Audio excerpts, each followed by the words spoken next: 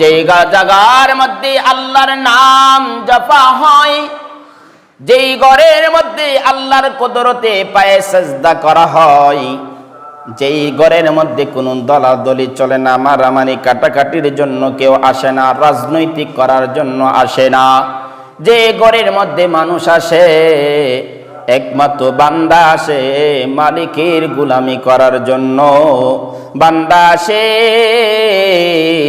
মালিকের সাথে কথা বলা জন্য। এই ঘরটা কোনো রাজনৈতিক ঘর না, এই ঘরটা হলো আল্লাহর ঘর, যে ঘরের মধ্যে আসলে আল্লাহর সাথে কথা বলা যায়। বাজার হাটের মধ্যে রাজনৈতিক কথাবার্তা চলে, সংসারের কথাবার্তা চলে, পারিবারিক কথাবার্তা চলে, মানুষ মানুষের গীবত চলে, মানুষ মানুষের কথাবার্তা চলে, নানান ধরনের পাপাচার চলে।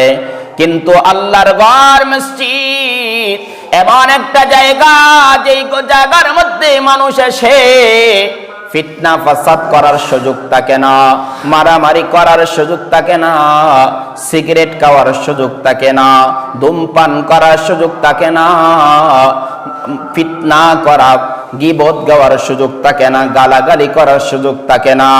এমন একটা ঘর, যেই ঘরটা হলো মালিকের সাথে প্রেম করার ঘর, যেই ঘরটা হলো মালিকের সাথে সম্পর্ক করার ঘর, যেই ঘরের মধ্যে আসলে মনের পরিবর্তন হয়ে যা, যেই ঘরের মধ্যে বসলে মনের পরিবর্তন হয়ে যা, মনের মধ্যে একটা প্রশান্তি শুরু হয়ে যা, এটাই হলো সেই ঘর। ওই কারণে ওই ঘরটাকে একটা উত্তম স্থান বলা হয়েছে, ওই মসজিদটাকে উত্তম স্থান বলা হয়েছে, আর বাজারটাকে নিকৃষ্ট স্থান বলা হয়েছে। কারণ বাজারের মধ্যে এক জায়গায় মধ্যে বসে গালে গালাস ফিতনা ধরনের আচরণ করা হয়, বাজারের মধ্যে দেখা যায় মানুষ মানুষের সাথে মিথ্যা কথা বলে, বাজারের মধ্যে চুরি হয়, ডাকাতি হয়, বাজারের মধ্যে ভালো কাজের চেয়ে মন্দ কাজ বেশি হয়, বাজারের মধ্যে একজন আরেকজনের চুগলখড়ি হয়, বাজারের মধ্যে মানুষ মানুষের সাথে গালিগালাজ করে।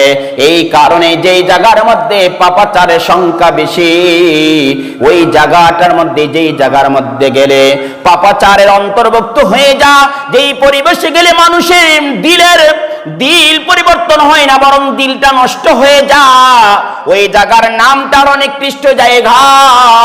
আর মসজিদ হলো আল্লাহর ঘর, মসজিদের মধ্যে আসলে দিলের পরিবর্তন হয়ে যা, মসজিদের মধ্যে আসলে আল্লাহর সাথে সম্পর্ক হয়ে যা।